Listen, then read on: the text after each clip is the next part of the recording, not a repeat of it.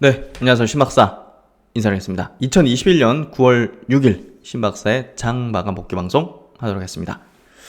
네, 한 주가 시작됐습니다. 한 주의 시작 치고는 월요일 장, 양시장 모두 이제 보합으로 마감하긴 했지만, 아시아 증시 그리고 또 이제 국내에 있었던 이슈가 제가 볼 땐 굉장히 좀 우호적인 어떤 내용들이 나왔기 때문에, 그리고 글로벌 증시 면면을 보더라도 지금 완연한 상승 추세의 흐름을 재차 다시 보여주는 어떤 모습의 지수들이기 때문에 우호적인 관점 그리고 조금은 공격적인 어떤 투자 전략을 하셔도 괜찮지 않을까 이렇게 좀 저는 의견을 드리고자 합니다.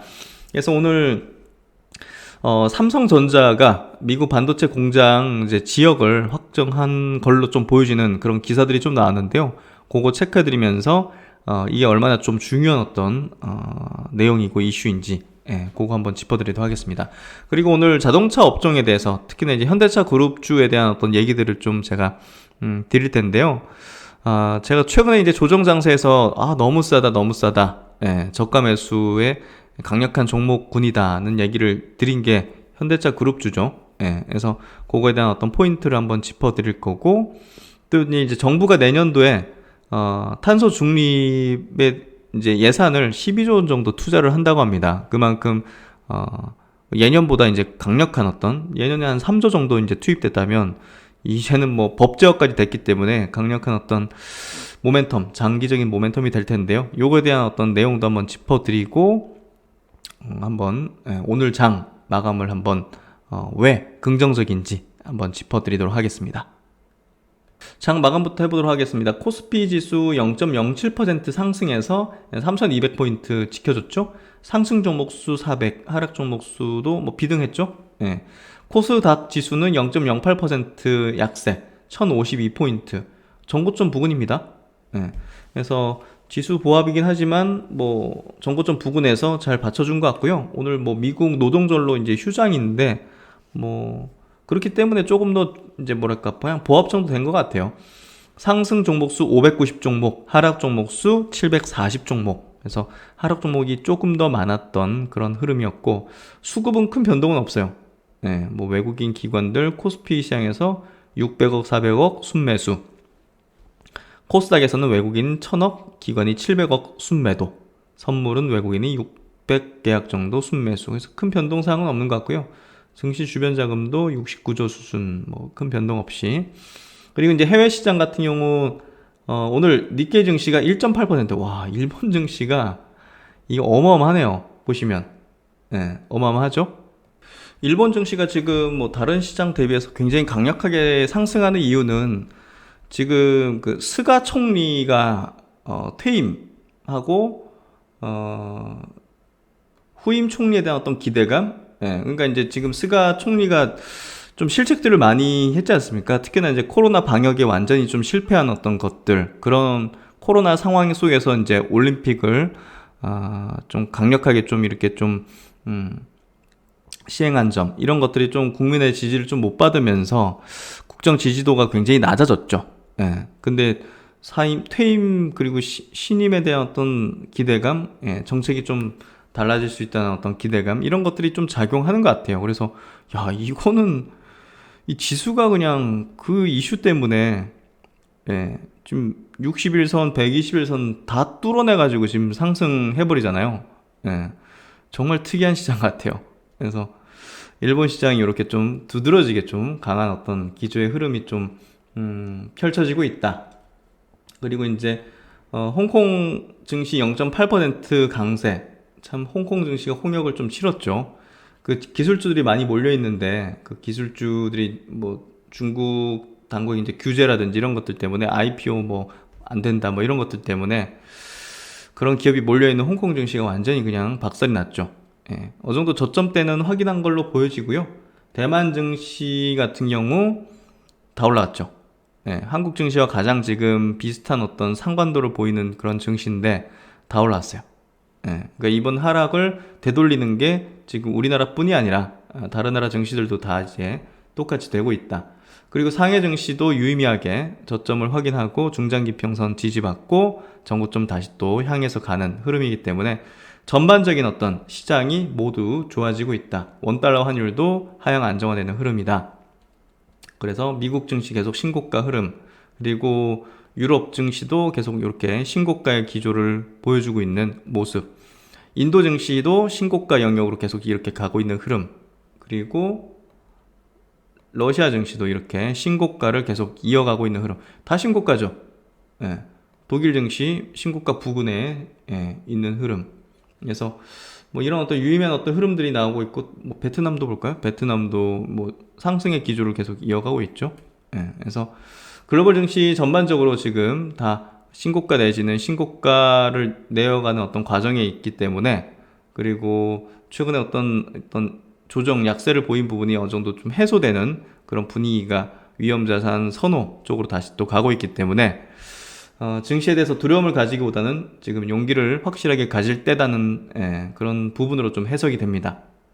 그래서 이제 코스피 지수 보면 뭐 21선 돌파해서 지지받아주는 형태가 되고 있고, 위에로 이제 60일선이 있는데 요걸 뚫어내면 이제 위에 이평선 없기 때문에 전고점을 또 타진하는 흐름이 좀 될 것 같고요.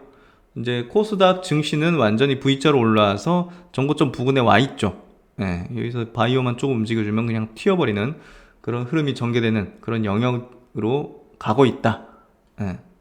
오늘 5G 장비주들이 굉장히 좋았죠. 그래서 여기서 통신 장비 지수가 3% 상승하는, 지수를 압도하는 흐름이 좀 전개됐고, 오늘 2차전지도 2차전지 뭐 좋게 나온 쪽도 있었고, 여기 화학업종 해서 1.7% 화학업종 지수 상승했고요. 건설업종 지수도 플러스, 코스닥의 건설지수 또 0.47% 상승해서 건설업종이 최근에 계속적으로 지수 대비 좋은 어떤 흐름이 전개되고 있다. 이렇게 좀 해석하시면 될 것 같고, 증시 좋아지고 있는 거를 확실하게 좀 이해하면 될 것 같습니다. 수급 보더라도 외국인이 지금 5일 연속 순매수하는 기조, 삼성전자도 순매수 기조로 돌아섰기 때문에 증시 어떤 흐름이 굉장히 좀 우호적으로 바뀌고 있고요. 수급 구체적으로 보면 외국인이 코스피 시장에서 620억 순매수했는데 오늘 2차전지 화학 쪽에서 많이 샀네요. 의약품에서 700억 정도 팔았고, 전기전자 600억 샀고, 뭐 큰 의미는 없네요. 코스닥은 외국인이 1000억 정도 순매도했고요. 골고루 좀 판 경향을 좀 보였습니다. 그래서 시총 상위주들을 보면요, 제가 주말에 좀 체크해드린 게, 최근에 신규 상장해가지고 패시브적인 자금들이 쭉 들어왔던 종목군들이 이번 주 기점으로 조금 수급 쪽으로 좀 뭐랄까 부정적인 어떤 수급 쪽으로 좀 돌아설 가능성이 높다는 그 리포트를 체크해드렸는데, 아니나 다를까 뭐 오늘부터 이렇게 좀 보호에서 풀리고 이런 부분들이 부각되면서 카카오뱅크가 4% 약세, 크래프톤이 5% 약세, SK바이오사이언스가 8% 약세 흐름을 좀 보이는 이런 모습이었고, 오늘 세일트론도 1% 정도 밀렸고요. LG전자가 3.5% 정도 밀렸고, 네이버 카카오는 이제 보합 정도였습니다. 삼성전자 0.9% 상승하는 흐름으로 오늘 중장기평선을 뚫어내는 흐름이었기 때문에 가장 두드러진 어떤 종목이었다, 이렇게 좀 체크되고, 이따가 이제 이슈는 또 자세하게 다뤄드리겠습니다. 하이브가 1.9% 상승, 그리고 NC소프트가 오늘은 좀 반등했네요. 1.7% 상승. 그리고 이제 셀트론 헬스케어, 셀트론 제약이 1%대 약세 오늘 이어졌고요. HLB는 최근에 계속 강하네요. 0.9% 상승. 그 외에 카카오 게임즈가 3% 정도 약세 흐름을 보였고, 펄어비스도 2.9% 약세 흐름. 오늘 게임즈도 전반적으로 약세였네요. 위메이드도 2.5% 약세. 바이오니아 너무 급등했죠? 이틀 연속 급락 14% 약세. 에코프로 2.8% 약세 보였고요. 에코프로 BM도 1% 약세를 보이는 흐름이었습니다. TCK 6.9% 약세. 오늘 약세 종목이 많네요. 대주전자 재료가 8%. 와, 솟구치는 형태네요. 2차전지 쪽에서 보시면 오르지 못했던 종목군들 있잖아요. 그런 종목군 중에서 뭐 신흥 SCC라든지 이런 것들이 확 튀는 그런 흐름이 좀 전개됐죠. 또 조일 알미룸 같이 뭐 기존에 부각되지 않았던 그런 어떤 부문 섹터군이 이제 움직이는 그런 기조로 조금은 종목이 바뀌는 순환 어떤 흐름이 좀 전개되는 것 같고요. 데브 시스터즈가 일본에서 성과를 내기 시작했다는 소식이 나오면서 쿠키런 킹덤 일본 애플 앱스토어 3위에 급등이다. 일본의 정세 좀 맞을 것 같은 느낌이에요. 예. 그래서 데브 시스터즈 작년 올해 초 대박주였죠. 예, 몇 배입니까? 15배. 튀는 흐름이 전개됐죠. 단 몇 개월 만에 3개월, 4개월, 3개월 만에 이제 15배 튀는 흐름이 전개됐죠. 그래서 정말 잭팟 터지는 대표 업종이 바이오하고 게임이죠. 예, 그래서 바이오 게임은 조금 우리가 깊이 있게 파헤칠 필요가 있다. 왜냐면 이렇게 이거 진짜 뭐 단순 재테크 수준이 아니잖아요, 이게. 이런 것들을 야 이거 바닥에서 어떻게 잡냐 이런 관점으로 들어가면 영원히 이런 것들을 바닥에서 잡을 수가 없겠죠. 예. 어떻게 해서든 야 이런 거를 잡을 수 있는 그런 어떤 전조 현상들이 있었을 텐데 기대 가치가 있었을 텐데 그런 것들을 나중에 이런 것들을 또 발굴할 수 있는 방법은 뭘까? 이걸 파헤친 사람이 그래도 가깝게 가겠죠. 저는 그랬던 것 같아요. 예. 그래서 바이오에서 이제 많은 저는 이제 길을 좀 찾으려고 노력을 했고 어느 정도 거래를 하는 어떤 전략들을 좀 만들 수 있었고 그리고 제가 낸 주식 시장에서 어떤 수익 중에서 거의 뭐 대부분이 바이오 쪽이었다. 예, 그렇기 때문에 뭐랄까 모두가 불가능이라고 생각하거나 어렵다고 생각하는 것에 대해서 똑같이 생각을 한다면 뭐 군중과 다름없겠죠. 대중과 다름없겠죠. 예, 그래서 할 수 있다는 생각으로 접근하면 비슷하게 갈 수 있다고 봐요. 그리고 그런 것들을 봐왔기 때문에 말씀드릴 수 있을 것 같고요. 그래서 데브 시스터즈 같은 것들 케이스 스터디를 잘 해놓는 게 중요하다. 대박 터진 어떤 종목들을 잘 스터디하는 게 향후에 그런 것들을 잡을 가능성이 높아지는 그런 전략들이 나온다. 이렇게 저는 좀 보고 싶고요. 그래서 그런 것들 오늘 5 종목이 두드렀어요. 다른 종목군들은 뭐 쏘쏘했고 KMW 7% 급등 아니나 다를까 주말에 이제 한번 짚어드렸지 않습니까? 근데 바로 튀어버리네요. KMW 7%, 다산 네트워크스 3%, 이노와이러스도 3%, 에이스테크 5.7%, 오이솔루션 4.3%, 서진시스템이 제일 셌네요. 8.5%. ESS 쪽으로도 이제 모멘텀이 있기 때문에 다른 종목보다 훨씬 강한 어떤 기조의 흐름이었고 RFHIC도 1.5% 강세 흐름을 보였습니다. 그래서 오늘 뭐 두드러지는 어떤 흐름들 보였고요. 오늘 이슈를 체크할 게 많아서 종목은 요 정도 체크해 보도록 하겠습니다. 그럼 오늘 가장 핵심적인 기사부터 한번 체크해 보도록 하죠. 오늘 삼성전자에 대한 요 이제 미국의 새 반도체 공장 테일러 낙점이라는 요 단독 보도 한 언론사의 단독 보도 기사가 가장 핵심적인 어떤 이슈였다고 저는 생각이 되고요.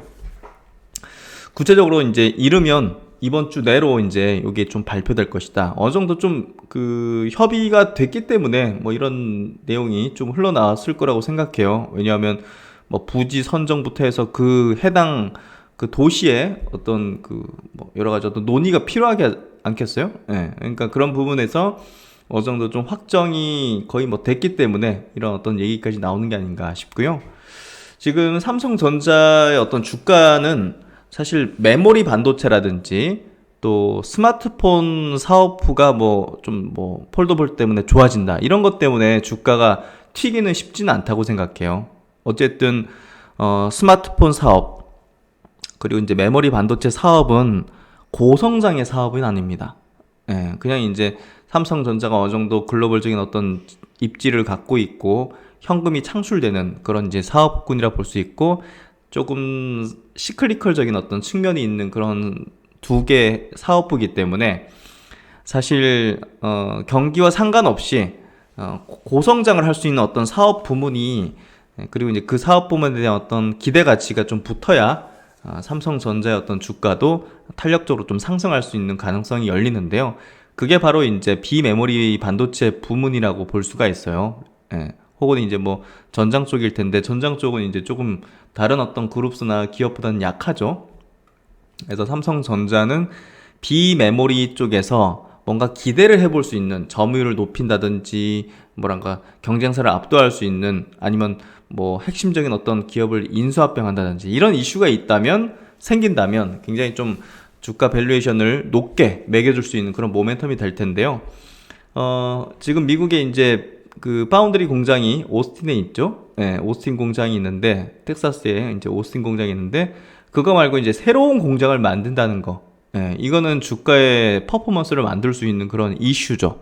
네, 그래서 그런 부분에서 굉장히 핵심적이고 삼성전자가 지금 주가 수준에서 위로 튈 수 있는 가능성이 열린다. 그러면 이제 국내 이제 증시 지수 자체가 이제 위로 업사이드가 열리는 거기 때문에 뭐 그런 부분에서 다른 기업들, 다른 업종에 대해서도 우호적인 어떤 부분이 될 수밖에 없죠. 그래서 오늘 핵심적인 이슈, 뉴스는 바로 이것이었다. 그래서 지금 현재 텍사스주 오스틴에 있는 삼성전자 오스틴 반도체 공장입니다. 야, 진짜 대한민국의 한 회사가 미국 본토에다가 이렇게 큰 공장을 만들어서 미국의 어떤 경제를 이제 뭐랄까 좀 영향을 미치는 일자리 영향을 미치는 그런 기업이네요. 참 자랑스러운 것 같습니다. 삼성전자의 어떤 글로벌적인 어떤 위치가 참 대단한 것 같아요. 그래서 삼성전자가 미국의 신규 파운드리 반도체 위탁 생산 공장 부지로 텍사스주 윌리엄슨 카운티에 있는 테일러시를 낙점한 것으로 알려졌다. 그래서 이제 본격 구체화되고 이제 성장에 대한 부분을 시장에서 이제 확실하게 확신을 가질 수 있는 그런 포인트들이 나오기 시작했다. 투자 규모는 최소 약 20조 원이 될 것이다. 최소 20조. 뭐 그래서 논의에 따라서 또 업사이드가 열리겠죠. 미국 스타 프로젝트 4개월 만에 결정됐다. 결국은 이제 이재용 그 삼성전자 부회장이 이제 그 감옥에서 나오면서 이렇게 또 결정을 짓는 그런 어떤 팩트가 나오게 되는데요. 아직은 이제 이게 팩트는 아니지만 이런 구체화된 내용이 나왔죠. 5일 삼성과 재계 관계자에 따르면 삼성전자는 이르면 이번 주 중에 미국 현지 반도체 공장 투자 계획을 확정 발표할 것으로 보인다. 익명을 원한 삼성 관계자는 그동안 스타 프로젝트 후보지로 4-5곳을 놓고 신중히 검토하다가 입지 조건과 인센티브 등을 고려해서 테일러시로 최종 결정된 것으로 안다. 그래서 과거에 어디서 이렇게 새로운 공장을 만들 건지에 대해서는 안 나왔었는데 이번에 처음으로 이렇게 나왔다는 게 의미가 크죠. 이 스타 프로젝트는요, 삼성전자가 사내에서 이번 미국 투자 프로젝트를 부르는 이름이다. 삼성전자는 지난 5월 한미 정상회담에서 미국의 텍사스주 오스틴시에 이어서 제2파운드리 공장을 건설하겠다고 발표한 바 있다. 하지만 5개월째 정확한 투자 시기와 부지는 공개하지 않았다. 그동안 텍사스주 오스틴과 테일러, 애리조나주 구디어와 퀸크리크, 뉴욕주 제네시 카운티 이 5곳을 놓고 입지의 장단점과 세제 인프라 지원 등을 저울질해 온 것으로 알려진다. 그래서 이제 이번에 삼성전자가 새로운 반도체 공장으로 낙점한 걸로 좀 알려지고 있는 이 테일러 공장 부지는 이 오스틴 기존의 이제 파운드리 공장에서 한 40km 정도 이제 떨어져 있다고 합니다. 윌리엄슨 카운티 여기에 이제 위치해 있다고 하고요. 규모는 이제 오스틴 부지의 한 4배 정도로 상당히 좀 대규모고요. 주요 생산품은 이제 시스템 반도체 당연히 그리고 고용은 한 간접 고용 포함해서 한 1만 명 수준. 그리고 이 시의 어떤 인센티브 세금이라든지 이런 부분이 10년간 약 3,600억 원 정도. 그리고 삼성전자의 최소 투자는 한 19조, 20조 이렇게 이루어질 걸로 알려져 있습니다. 그래서 오스틴 바로 옆에 이렇게 있죠. 그래서 테일러 씨는 10년간 3,600억 세제 혜택을 이제 승인했다. 이게 이제 시의회에서 이렇게 심의 승인 결의안에 대해서 논의한다 이렇게 좀 보도한 바 있기 때문에 지금 보도낸 요 내용 자체가 굉장히 좀 신빙성이 높은 내용이라 좀 보여질 것 같고요. 이달 8일 윌리엄슨 카운티와 테일러시 삼성전자 간 합동회의에서 중대 발표가 있을 것이다. 그래서 이번 주에 8일로 이렇게 좀 돼 있네요. 그래서 그쪽 이제 시의회 쪽하고 같이 합동 발표를 할 걸로 좀 전망이 되고 있고, 그쪽에서도 굉장한 성과 아니겠어요? 네, 어떤 도시에서 어떤 기업이 20조 투자하는 걸 유치했다. 야, 이거는 완전히 그냥 엄청난 거잖아요. 예. 그래서 이게 왜 공장을 따로 짓냐? 그냥 오스틴에다가 증설하면 되지 않겠느냐? 이런 생각 들 수 있잖아요. 근데 올해 이제 그 오스틴 공장이 이제 한파로 인해서 셧다운 됐죠. 그래가지고 거기서 4천억 정도 손실을 봤습니다. 요것 때문에 이제 그 실적에서도 굉장히 좀 안 좋은 어떤 이제 성과를 냈었는데, 이 생산 시설을 이원하면 당연히 뭐 공장 이제 조성과 용수, 전기 등 이게 뭐 사실 추가적으로 드는 거잖아요. 유틸리티 비용이. 근데 이원화 시켜버리면 이거 뭐 자연재해 이런 것들이 일어날 수 있기 때문에 뭐 안정적인 운영을 좀 할 수 있다. 이쪽이 좀 이렇게 또 셧다운해 또 다른 쪽이 또 돌아갈 수 있고 뭐 이런 걸 좀 생각하는 것 같아요. 어쨌든 그 삼성전자 입장에서는 미국 이제 본토에다가 반도체 공장이든 뭐 배터리 공장이든 만들어야만 하는 그런 상황이기도 해요, 사실. 왜냐면 이제 세계 1위 대만 TSMC가 향후 3년간 116조 원을 들여가지고 미국에 공장 6곳을 짓겠다고 이제 발표한 상태고, 그리고 이제 삼성전자를 또 추격할 수 있는 그 이제 인텔 파운드리 재진출을 이제 선언했죠. 그래서 삼성전자 입장에서는 약간 좀 샌드위치 이런 어떤 느낌이 있는데, 퀄컴과 아마존을 고객으로 확보했다면서 삼성을 자극하고 있는 상황이죠. 뭐 이런 상황에서 사실상 미국의 본토에다가 공장을 늘리지 않는다면 사실 삼성의 입지가 상당히 좀 줄어들 수 있는 그런 가능성이 높고, 지금 미국이 그 반도체를 제조하는 딴에 어떤 패권을 좀 주도하려는 움직임을 명확히 좀 보이고 있잖아요. 거기에 좀 편승하려는 것 같고, 인텔 TSMC가 공격적으로 이런 어떤 패권 경쟁에 이제 뛰어들고 있기 때문에 삼성으로서는 좀 위기 상황이다, 이런 인식이 크죠. 특히 이제 미세나노 공정에서 유리한 경쟁 구도를 가져가기 위해서는 미국 현지 투자가 보다 속도를 내야 한다고 강조를 했다. 그래서 어쨌든 이번에 삼성전자의 이런 그 파운드리 공장의 어떤 파운드리 공장에 이 새로운 공장을 이제 만들겠다는 어떤 발표가 이제 나오게 된다면 보다 더 이제 수급적으로 개선되는 흐름이 좀 전개되지 않을까, 기대 가치가 붙으면서 그렇게 좀 보여지고요. 최근에 이제 기술적으로 보면 여기서 바닥을 형성하고 최근에 외국인 수급이 다시 또 유입되는, 폭발적으로 이렇게 매도하던 수급에서 금액적으로 볼까요?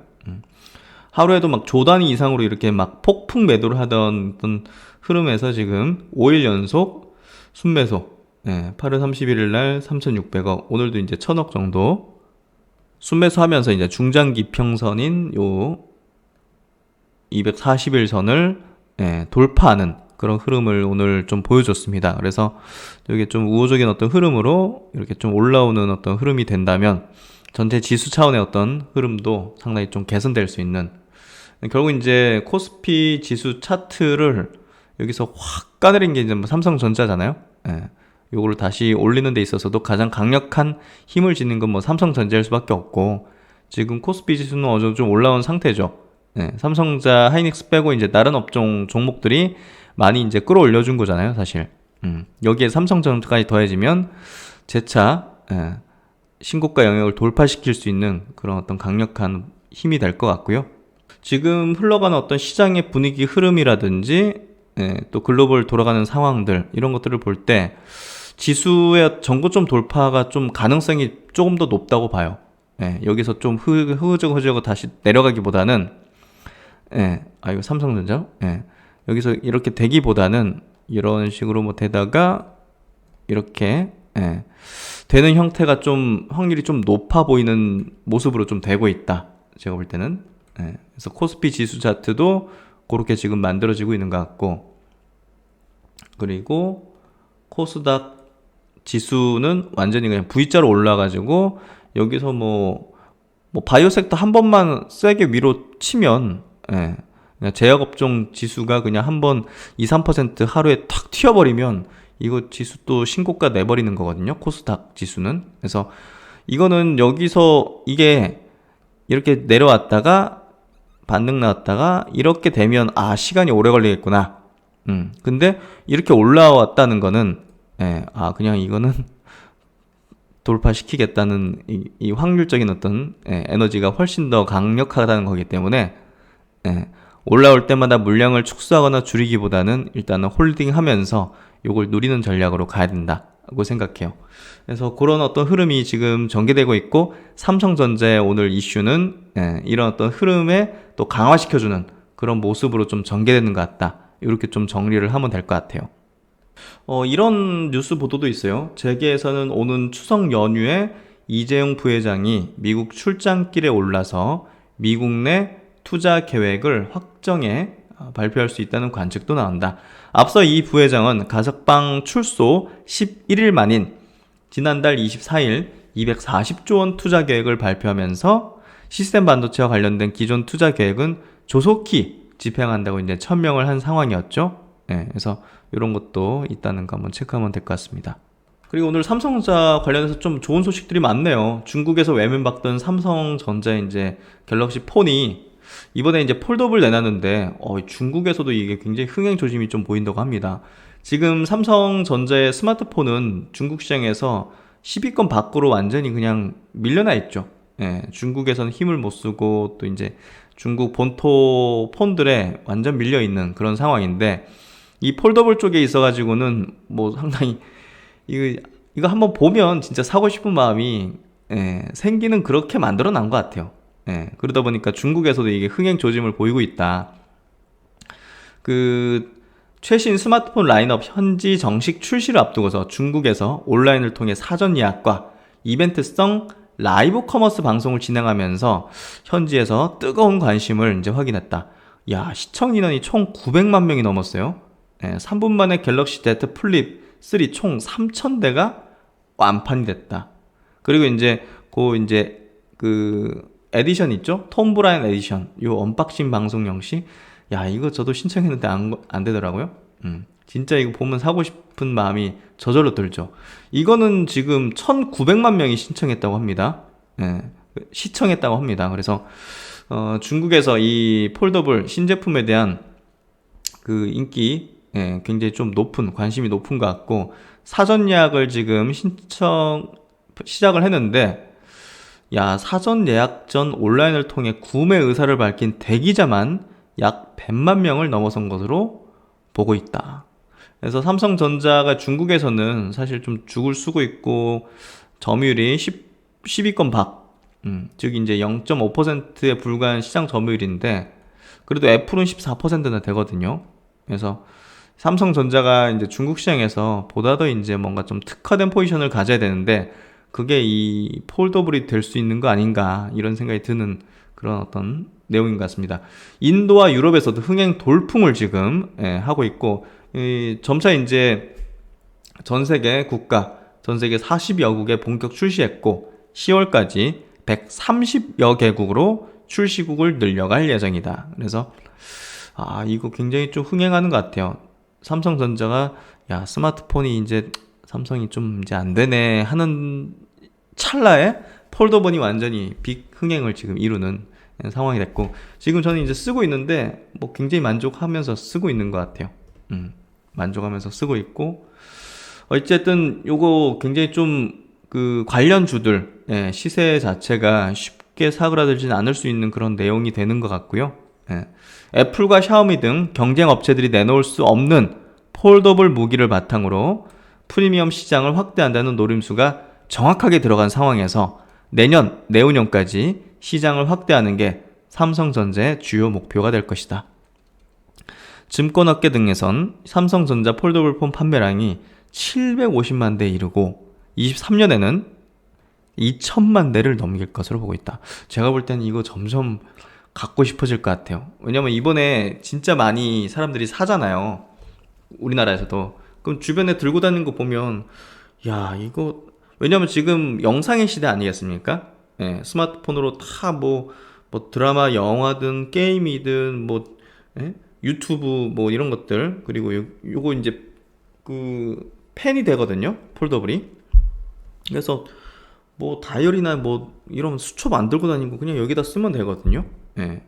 굉장히 크니까 또 좋잖아요. 그래서 야, 이거 좀 제가 볼 때는 기존의 제품들을 좀 대체하는 상황이 좀 되고 있는 게 아닌가 하는 생각이 들 정도로 이 폴더블 폰의 흥행이 그냥 완전히 일시적이진 않을 것 같다는 생각이 들어요. 그래서 이번에 하반기 폴더블의 어떤 흥행과 이제 전 세계적인 어떤 그 관심, 판매 이런 것들을 계속 좀 체크해 봐야 될 것 같고요.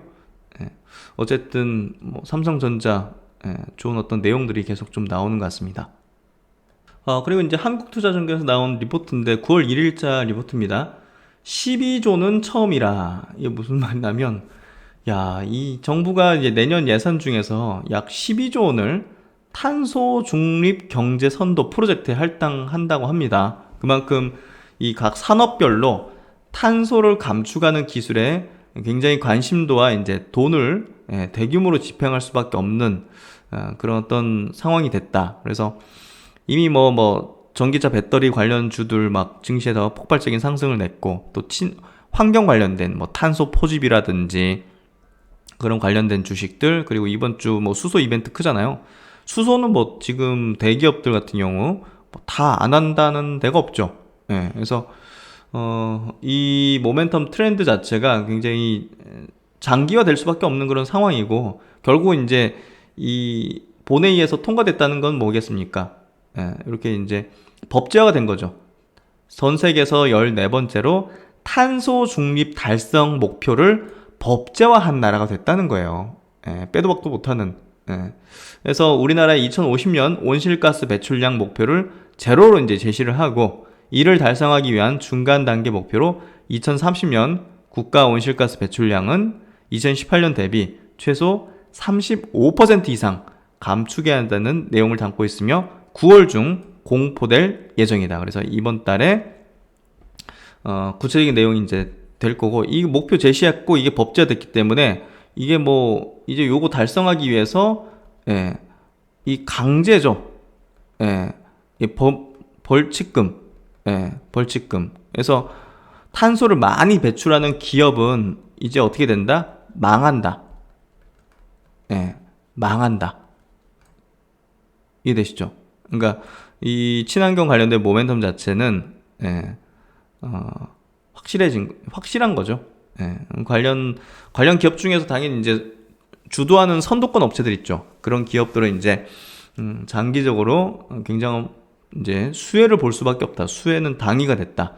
이렇게 좀 보면 될 것 같습니다. 그래서 이제 요 탄소중립위원회는 9월 말까지 각계의 의견 수렴 절차를 거쳐서 단일 탄소중립 시나리오를 확정하고 10월 말 최종안을 발표할 예정이라고 밝힌 바 있다. 향후 해당 시나리오를 토대로 더 구체적인 온실가스 감축 목표와 방법, 정부의 지원책 등을 담은 탄소중립 국가전략 및 이행계획을 공개. 그래서 11월 중에 초안을 공개하고 22년 상반기 중에 공식 발표할 예정이라고 합니다. 그래서 이제 이런 탄소 중립을 위한 중장기 목표 달성을 위한 방향성을 명확히 제시를 하는데요. 작년 이제 환경 부문에 대한 재정 지원이 한 3조 원 정도 됐었는데 이번에 12조 원으로 굉장히 크게 증가를 했고요. 요 중에서 이제 어떤 부문에 자금이 이제 들어가느냐, 경제 구조 저탄소화, 어떤 경제 산업 구조 자체를 탄소가 적게 배출되거나 아예 배출되지 않는 구조로 전환시키는, 거기에 8.3조 원이 들어간다고 합니다. 그래서 에너지, 산업구조, 모빌리티, 국토 이 4대 부문의 대전환을 이뤄야 된다는 목표를 가지고서 여기에 집중적인 자금이 이제 예산이 집행된다.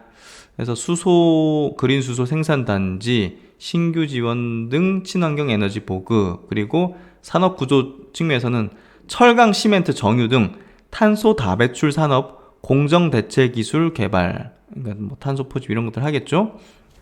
그래서 온실가스 저감 설비 지원, 여러 가지. 그리고 이제 모빌리티 쪽 당연히 전기차, 수소차 이런 쪽으로 한다고 보시면 될 것 같고요.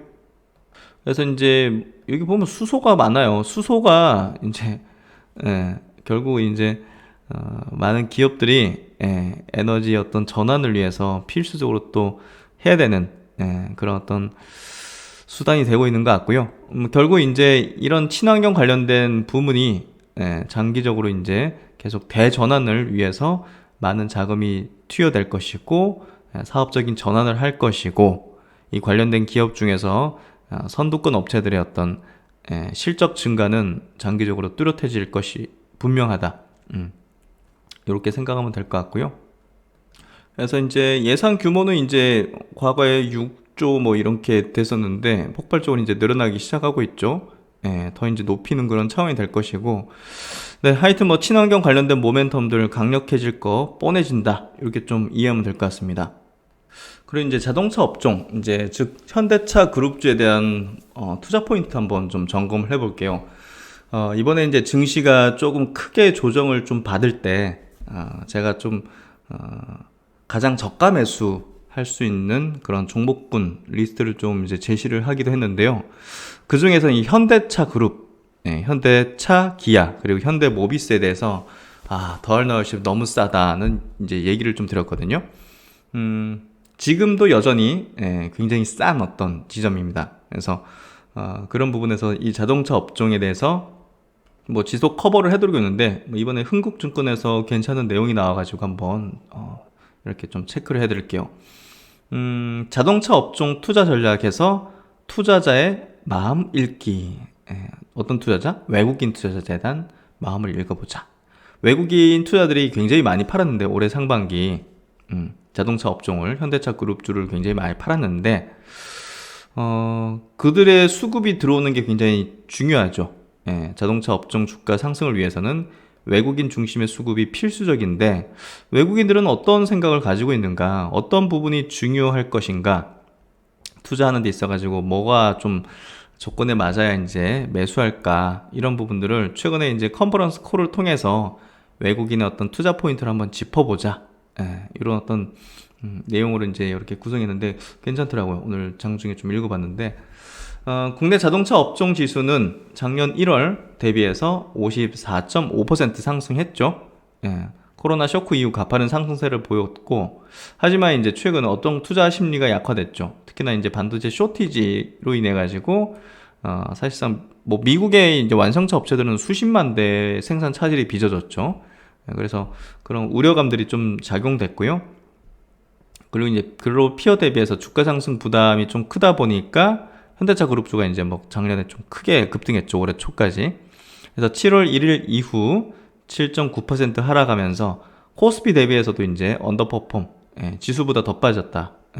그래서 작년 1월 이후 기관과 외국인은 자동차 업종을 각각 6.2조 그리고 12.5조를 이제 각각 순매도했습니다. 기관이 6.2조, 외국인이 12.5조를 순매도했다는 거죠. 향후 자동차 업종의 주가 상승을 위해서는 외국인 매수세가 필수적인 상황이다. 따라서 이제 올해 하반기 그리고 내년도 글로벌 업종 내에서 한국 자동차 업종의 이 상대적 우위를 점검해 볼 필요가 있다고 판단을 해본다. 그래서 이런 상대적 우위가 있어야 이제 외국인이 들어올 거 아니겠는가. 그래서 한국 자동차 업종의 상대적 우위 여부에 따라서 업종의 투자 전략을 세워야 한다고 판단한다. 해외 업체들의 올해 이제 2분기 컨퍼런스 콜 Q&A로 보면 외국인 투자들의 관심은 실적과 모빌리티다. 당연히 이제 지금 현재 실적 부분들, 그리고 미래, 밸류에이션 높여줄 수 있는 미래 모빌리티를 잘 준비하고 있나, 그리고 잘 성과가 나기 시작하는가, 이 부분이죠. 전기차 점유율이 어떻게 되는가, 그리고 미래의 어떤 모빌리티의 기술들을 확보하고 있는가, 자율주행이라든지 이런 것들. 그래서 이 부분이 외국인 투자의 주요 핵심 포인트다. 결국 이제 글로벌 업종 내에서 이번 하반기 그리고 내년도 증익이 가능한 업체인가, 이 부분을 점검해보고, 두 번째, 전기차 점유율 상승 업체, 결국 이제 그 플랫폼을 갖고 있는 업체가 훨씬 더 이제 유리하겠죠. 이거 부합되잖아요. 그리고 증익 가능한 업체, 현대차 그룹이 지금 그렇게 전망이 되고 있는 상황이죠. 반도체 쇼티지에 의한 뭐 생산 차질도 다른 완성차 업체 대비해서 현저히 이제 낮기 때문에 사실상 외국인 투자자의 어떤 뭐 조건에도 부합되는 그런 포인트라고 볼 수 있어요. 그리고 이제 세 번째, 가장 핵심이라 볼 수 있습니다. 모빌리티 사업 비전 제공 가능한 업체에 대한 관심을 높일 필요가 있다고 판단한다. 국내 자동차 업종 주가 또한 해당 조건을 충족하느냐 여부에 따라서 상승 가능할 것이다. 그래서 올해 하반기 내년도 증익이 가능한지 여부를 볼 때 생산 차질 여부가 중요하겠죠. 그래서 경쟁사 대비 안정적인 반도체 수급 생산 대응 능력을 갖고 있다.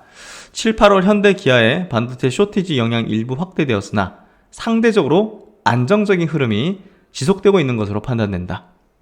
이번 7월 누적 미국 생산량의 경우 2019년, 2020년 대비해서 전체 18% 플러스 25% 기록한 반면, 그러니까 2019년보다는 줄어들었지만 2020년보다는 25% 증가했지만 한 반면 현대 기아의 경우 이거 뭐 선방한 거잖아요, 훨씬. 그래서 현대 기아의 경우에는 마이너스 3% 플러스 45%에 2019년 대비해서 3%밖에 안 줄었고 작년 대비해서 45%나 증가했기 때문에 평균보다 훨씬 좋았다는 거죠. 그래서 업종 내에서 상대적으로 생산 회복이 두드러졌다는 거. 이런 부분이 다른 완성차 업체를 좀 압도한다. 판매 부분에 있어서도 사실상 현대기아의 미국 승용차 판매량은 지난 8월 달 그 작년 대비해서도 37%가 증가한 판매량을 이제 기록을 했습니다. 완성차 업체 평균이 이랬어요. 그러니까 작년 대비해서 21% 늘어난 데 비해서 현대기아차는 훨씬 더 높은 증가율을 보였죠. 2019년도 대비해서도 1% 남짓 정도 줄어들었지만 완성차 업체 평균은 13%나 줄어들었죠. 그래서 최근에 이제 신제품을 내놨잖아요. 이제 현 제품에 대한 소비자 반응도 굉장히 긍정적이다는 측면을 볼 때 사실상 다른 완성차 업체 대비해서 우위에 있다. 그래서 상대적 우위에 있다. 그래서 외국인의 어떤 선호하는 조건에 좀 부합된다. 그리고 이제 인센티브 부분인데요. 이제 지금 신차가 이제 타이트한 수급에 의해서 사실상 뭐 지금 뭐 신차 살려고 하면 6개월 기다리세요, 1년 기다리세요 이런 식으로 되고 있지 않습니까? 그래가지고 중고차 사다 보니까 중고차 가격이 올라가는데 이렇게 타이트한 수급이다 보니까 뭐 딜러에게 주는 인센티브는 당연히 하락할 수밖에 없겠죠. 그래서 ASP 평균 판매 단가 증가하고 수익성 개선세가 지속되는 이런 흐름이 전개되기 때문에 증익과 이익 단으로도 이제 상당히 개선될 수 있는 그런 흐름이 향후에 좀 전개되지 않겠는가. 그래서 견조한 수요 이어지면서 인센티브 안정화 흐름 지속 전망한다. 수익성 개선 지속됨을 예상해 볼 수 있는 부분이다. 그래서 작년 3월 이후 외국인 매도세 지속된 상황에서 업종 내 상대적 우위 여부에 따라서 매력도 부각될 수 있다고 판단한다. 글로벌 업종 내에서 반도체 쇼티지 실적 방어 가능한 대형주에 대한 관심 지속할 필요가 있겠다. 최근 테마 이벤트에 따른 종목 변동성 확대되고 있으나 4분기 국내 완성차 자동차 대형주에 대한 관심 지속할 필요 있다고 판단한다. 그래서 기아 그리고 현대차 이쪽으로 좀 추천을 하는 그런 리포트 내용이고 요약된 겁니다. 전체 읽어보면 이제 굉장히 좀 논리 구조가 굉장히 좀 설득력이 높은 그런 내용인데요. 뭐 많아서 이제 시간 관계상 다 읽어드리진 못하지만 어쨌든 현대차 그룹주에 대해서는 굉장히 싸다는 의견은 뭐 지속되어왔고 지금 현재도 마찬가지고요. 주가 측면을 한번 좀 보면요. 현대차 이제 먼저 보면 최근에 중장 이평선 부근에 있는데 점진적으로 좀 돌파해가는 흐름이 되지 않을까 생각이 되고요. 기아 같은 경우는 중장 이평선 이미 더 위에 있죠. 그만큼 현대차 그룹 대형 현대차 그룹 3사 중에서 가장 주가 탄력이 좋다. 그렇게 좀 이해하면 될 거고요. 현대모비스 0.72% 오늘도 상승하면서 중장 이평선 지지받고 이렇게 좀 급반등이라 볼 수 있는 정도의 어떤 상승 추세를 좀 이어가는 그런 형태가 되고 있습니다. 그래서 현대차, 기아, 현대모비스에 대한 우호적인 관점 계속 지속하고 있고요. 계속 커버드리면서 중요 내용들 잘 분석을 해드리도록 하겠습니다. 그리고 이제 영상 만들고 있는데 시간 외 거래에서 한샘이 이제 급등을 하네요. 보니까 이제 LX 하우시스, 예전에 이제 LG 하우시스죠. 이쪽에서 이제 한샘 인수타진을 좀 하는 것 같아요. 인수 파트너. 예, 그래서 3천억 투자 추진을 한다. 결국 이제 인테리어 시장이 굉장히 거대해지고 있지 않습니까? 2014년, 15년도 리모델링 붐이 일어났을 때하고는 좀 비교할 수 없을 정도로 지금 뭐 많은 이제 주택들이 많아지고 있고 또 부동산 가격이 굉장히 많이 오르다 보니까 또 이제 인테리어에 들이는 어떤 돈의 규모도 굉장히 커지고 있고 뭐 이런 부분들이 이쪽 시장을 굉장히 크게 만들고 있는데요. 이런 소식이 나오면서 시간에서 한샘이 7% 넘게 급등하고 있고 오하이 INT 요 이제 온라인 가구 업체도 시간에 상한가를 가버렸어요. 네. LX 하우시스 같은 경우 또 이제 인수 시너지에 대한 기대감 이런 것들이 또 시간으로 또 강하게 시세를 만드는 그런 형태가 되고 있습니다. 건설 업종에 대한 어떤 굉장히 좀 업사이클 도래, 여기에 이제 리모델링 인테리어 업체들의 어떤 약진, 실적의 어떤 증가 사이클 이런 것들이 굉장히 큰 어떤 붐이 될 거라는 생각이 들고요. 또 이제 어제는 또 그런 얘기도 같이 들었죠. 이 정책, 대선 정책의 어떤 또 결합될 수 있는 그런 부분도 있기 때문에 생각보다 퍼포먼스가 좀 크게 나올 수도 있다. 주가의 어떤 시세 탄력이 그런 얘기를 좀 드렸고, 이 건설 이쪽 업종에 대해서는 건자재 시장이라든지 이쪽에 대해서는 상당히 개인적으로 우호적으로 좀 시각을 좀 갖고 있다는 것을 말씀을 좀 드리도록 하겠습니다. 그래서 오늘 장 이슈 이렇게 좀 정리를 해보는데요. 오늘은 제가 좀 어조가 좀 강하죠. 네. 보다 더 좀 확신에 가까운 시장의 분위기의 변화의 어떤 강화. 그러니까 상승의 어떤 그 분위기가 강력하다는 게 좀 느껴지는. 오늘 이제 미국장 휴장이었기 때문에 수급적인 부분은 좀 쏘쏘했죠. 외국인이 뭐 대량으로 들어온다든지 대량으로 판다든지 이거는 좀 없을 가능성이 높았는데, 밑단에서 종목들의 어떤 흐름이라든지 이런 부분들이 개별 어떤 흐름들이 굉장히 좀 강함을 저는 좀 느꼈어요. 그리고 삼성전자 요 반도체 이슈 나온 것도 굉장히 좀 크고, 그래서 제가 볼 때는 지금 오늘 이제 코스닥 지수 보여드렸지만, 이거 예술적이거든요, 완전히 진짜. 저는 주식은 최근에 이제 직원을 한 명 좀 뽑았는데 제가 이렇게 좀 제시한 목표 설정이 예술적인 투자 전략가가 되셔야 된다 이렇게 좀 얘기를 했는데 그런 것 같아요. 정말 예술적인 것 같아요. 이런 것들을 뭔가 좀 쫓는 데 있어가지고 또 전략을 이제 만드는 데 있어가지고 지금 생각으로는 단순히 이성만으로 그러니까 그런 느낌이에요. 지금 해오면서 점점 그래서 이런 것들 보면 이게 대중의 투자자와 메이저의 어떤 수급 구도 여러 가지가 뒤섞이면서 뒤엉키면서 만들어진 어떤 이 결과물들이잖아요. 이 차트라는 게. 저도 십수년간 차트를 보아오고 이걸로 전망도 해보고 예상도 해보고 과거 스터디도 해보고 백테스트도 해보고 정말 다양하게 해봤는데 심리가 녹여있다고 표현하면 될 것 같아요. 심리가 녹여있다. 그래서 이런 기술적인 차트 이때 생각을 해보세요. 요 급락할 때 투자자의 심리, 대중의 심리, 종목별 흐름, 글로벌 시장 흐름, 수급 구도, 그리고 어떤 섹터 흐름 이런 것들을 한번 생각해 보세요. 이거는 예술의 어떤 영역이죠. 아무리 생각해도. 그래서 참 그런 예술적인 투자 전략가, 저는 그게 참 지향해야 할 바가 아닌가 생각이 돼요. 그래서 코스닥의 이런 지수 흐름이 신고가 영역으로 지금 가는 게 조금 명확해지는 그런 모습인 것 같고, 어쨌든 지금은 좀 용기 내고 공격적인 어떤 투자 전략을 구사할 때가 아닌가 이렇게 생각되고요.